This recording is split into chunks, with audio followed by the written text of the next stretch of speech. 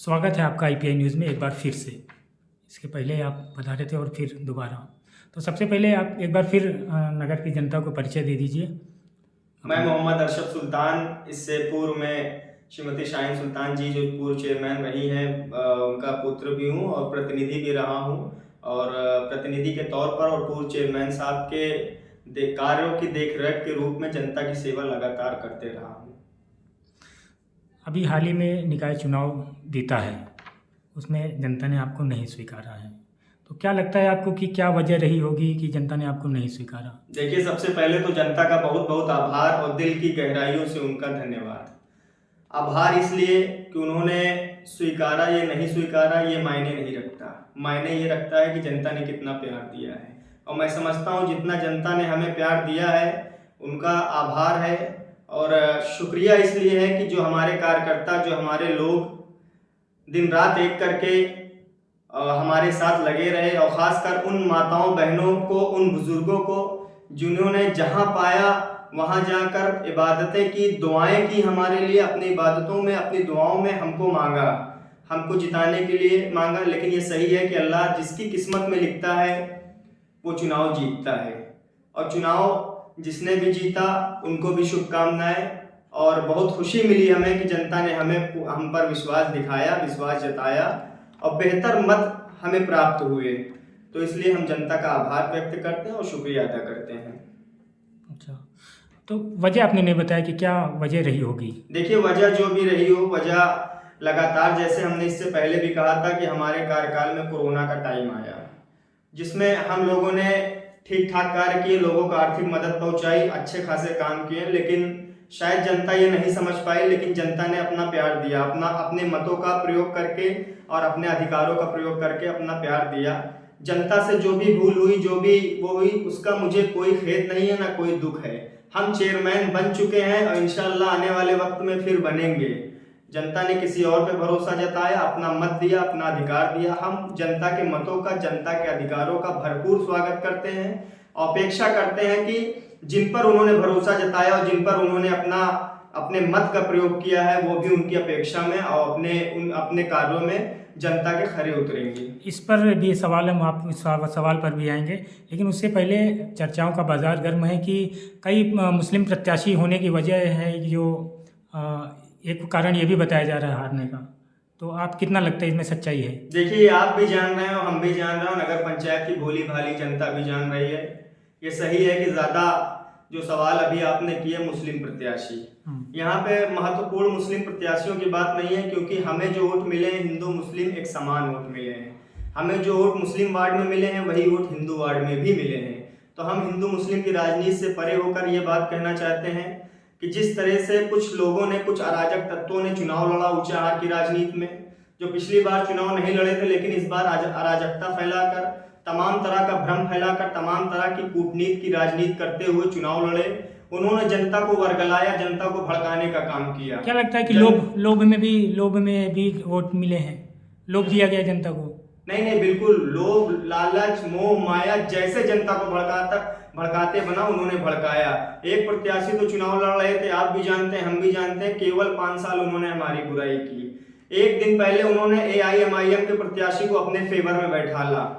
पता नहीं कितना जनता जानती है, ऊंचाहार नगर पंचायत की जनता जानती है कि कितना पैसों की बर्बादी कर उन्होंने चुनाव लड़ा। क्या लगता है इससे फायदा मिला होगा? जो प्रत्याशी, जो AIMIM का प्रत्याशी चुनाव लड़ने पे 600-700 वोट पाता, वही चुनाव उनकी तरफ डाइवर्ट हुआ, वो 1400 वोट पाए। हमसे मात्र 200 वोट आगे रहे और आज इस बात का ढिंढोरा पीट रहे हैं। और मैं बहुत दुख के साथ कहता हूं कि उनके अंदर की शर्म हया शायद खो गई है कि आज वो पड़ाका और गोला दगाने का काम कर रहे हैं।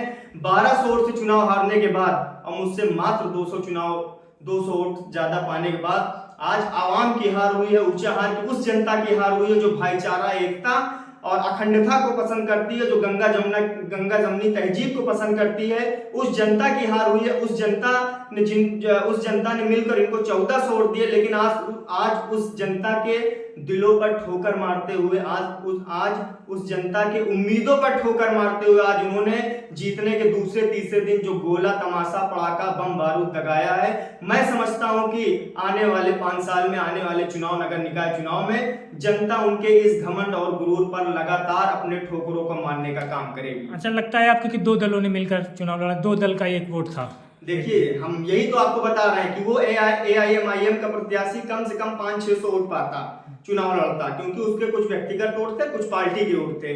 अगर उस 500-600 वोट को हटा दिया जाए तो इनके वोट मात्र 700-800 वोट बचते हैं। अगर इन वोटों को अगर जोड़कर आप 200 वोट पाए हो, खुशी मना रहे हो, तो मैं समझता हूं कि बहुत गलत बात हो, जनता के लिए गलत संदेश है कि आपके इस घिनौने कृत्य के कारण जनता पूरी तरह से त्राहिमाम हुई है, पूरी तरह से उसके दिल पे चोट पहुंची है। यही जनता आने वाले 5 साल में आपको पूरा जवाब देने का काम करेगी। क्या कहेंगे जनता से, नगर की जनता से भी? देखिए, जनता से तो हम ये कहना चाहेंगे कि जैसे हम 5 साल आपके लिए खड़े थे, कोरोना के टाइम हम खड़े थे, ये सही है कि लोगों ने आपको भड़काया, हो सकता है आप हमें ना समझ पाए हों, लेकिन जैसे 5 साल हम आपके साथ खड़े थे, पुलिस प्रशासन में खड़े थे, कहीं थाने में काम आपका पड़ा तो हम खड़े थे, कहीं तहसील में काम पड़ा तब भी आपने हमें अपने साथ पाया, बिजली घर के काम में भी आपने हमें अपने साथ पाया, और नगर के कामों में, नगर के कार्यों में अगर कोई भी काम था तो आप नगर पंचायत में आते थे, तो आप बहुत अच्छे से जानते थे। पहले आपको नगर पंचायत में बैठाल के ससम्मान पानी पिलाया जाता था, चाय पिलाया जाता, उसके बाद आपका काम होता था।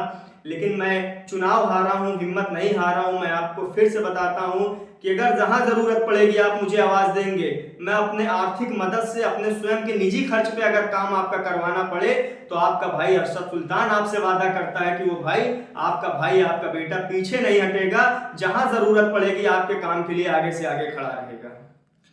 आप सपा से चुनाव लड़े, जीते भी, 5 साल चेयरमैन रहे, प्रतिनिधित्व किया, तो क्या आपको लगता है इसी दल से फिर आप चुनाव लड़ेंगे? देखिए, हम समझते हैं यहाँ पे दलों का नहीं दिलों का मेल होता है, जहाँ दिल मिलता है वहां पे रहा जाता है। और ये सही है कि समाजवादी पार्टी ने 2017 में हमारे ऊपर भरोसा जताया और हमें चेयरमैन के रूप में नगर पंचायत ऊंचाहार से निर्वाचित करवाया। जनता ने भरपूर वोट दिया, जनता ने अपना प्यार दिया। इस बार भी समाजवादी पार्टी ने अपना टिकट दिया। समाजवादी पार्टी के पदाधिकारियों का, ऊंचाहार विधायक माननीय मनोज कुमार पांडे जी का आभार, जिन्होंने हम पे भरोसा जताया। लेकिन वोट हमें जो मिला वो जनता को वोट मिला, जनता ने हमें स्वीकारा, जनता ने हमें जो भी वोट दिया सम्मानजनक वोट दिया। लेकिन आने वाला जो सवाल है कि आने वाला मैं कहां से लड़ूंगा, कहां से नहीं लड़ूंगा, तो ये मेरे हिसाब से ये हमारे ऊंचाहार की आवाम पे डिपेंड करता है, ये हमारे समर्थकों, हमारे परिवार वालों पे डिपेंड करता है और उन लोगों पे डिपेंड करता है जो लगातार 5 साल हमारे साथ खड़े रहे हैं, जिनके दिशा निर्देश में, जिनके साथ में, जिनके सहयोग से हम लगातार चुनाव लड़ते हैं। जहां वो बताएंगे वहां से चुनाव लड़ा जाएगा। फिर हम बता दे रहे हैं, दल का नहीं दिल का मामला होता है, जहां दिल लगेगा वहां चुनाव लड़ेंगे। अभी प्रेजेंट टाइम में, वर्तमान में हम लोग समाजवादी पार्टी में हैं और रहेंगे। अभी चेयरमैन जी जो बनी है, महिला चेयरमैन है, मान लीजिए कि वो जनता की उम्मीदों पर खरा नहीं उतर रही है, या फिर जनता उनसे संतुष्ट नहीं है, काम की रफ्तार धीमी है, उसको लेकर जनता ने अगर आगे चलकर उनसे कुछ रोष जताया या किसी तरह से उनकी परेशानी है कि ये चेयरमैन उनकी उम्मीदों पर खरा नहीं, संतुष्ट नहीं है, काम नहीं कर पा रहे हैं, ऐसे में क्या करेंगे आप जनता के लिए? देखिए, सबसे पहले तो मैं चेयरमैन प्रतिनिधि रहा हूं और जो चेयरमैन बने हैं वो भी ममता जायसवाल जी, उनके लिए भी मेरे दिल में सम्मान है। वो जीती हैं चुनाव, उनको शुभकामनाएं। और मैं समझता हूं जनता जो चुनती है अपना चेयरमैन, तो जनता सेवक चुनती है, राजा नहीं चुनती है। बिल्कुल। तो मैं चाहता हूं कि ममता जायसवाल जी भी चुनाव जीती हैं, चुनाव लड़ी हैं और वो भी जनता के उम्मीदों पर खरे उतरे, वरना तो हम लोग तो हमेशा लड़ाई लड़ते रहे जनता के, अब विपक्ष में रहे। और हम समझते हैं कि असली परीक्षा अब हमारी शुरू हुई है, जनता की लड़ाई लोकतांत्रिक और संवैधानिक तरीके से। अगर मुझे बीच चौराहे पे बैठकर भी विरोध करके भी लड़ना पड़े तो अरशद सुल्तान, आपका भाई, आपका बेटा पीछे नहीं हटेगा। जहां जरूरत पड़ेगी जनता की लड़ाई लड़ने के लिए, वहां हम लोग खड़े रहेंगे, डटे रहेंगे और लोकतांत्रिक और संवैधानिक तरीके से लड़ाई लड़ेंगे। और हम समझते हैं कि जो वर्तमान चेयरमैन बनी है वो भी अच्छा काम करे, जनता के लिए काम करे और जनता को अपना बनाए, अपने साथ जनता को लेकर चले, यही उम्मीद रखते हैं उनसे। मतलब आपका कहना है कि अगर जनता का काम नहीं हुआ तो पुरजोर विरोध करेंगे? बिल्कुल बिल्कुल, संवैधानिक और लोकतांत्रिक जो लड़ाई हमें संविधान ने दिया है, जो लोकतंत्र ने दिया है, वो लड़ाई लड़ने का हम काम करेंगे। मतलब जनता के अगर काम नहीं हुआ तो आप पुरजोर विरोध करेंगे और बाध्य होंगे उनके विरोध करने बिल्कुल के लिए। बिल्कुल, परिवार रूपी जनता है, परिवार की तरह से हम लोगों ने चलाया था और उम्मीद और आशा करते हैं कि वर्तमान चेयरमैन भी इस जनता को परिवार रूप से चलाएंगी। एक सवाल और है, क्या ऐसा कौन सा काम है जो आप जीतने के बाद करने वाले थे और वो नहीं कर पाए? तो वर्तमान जो चेयरमैन हैं उनसे आप अपेक्षा रखते हैं जनता के हित में? देखिए, मैं समझता हूँ कि जो 17 से 22 का कार्यकाल रहा है, तो इस कार्यकाल में लगातार 2-2.5 साल कोरोना का वक्त रहा है, जिसमें मैं बहुत ज़्यादा काम जो हमने सोच रखा था वो काम हमने नहीं कर पाए।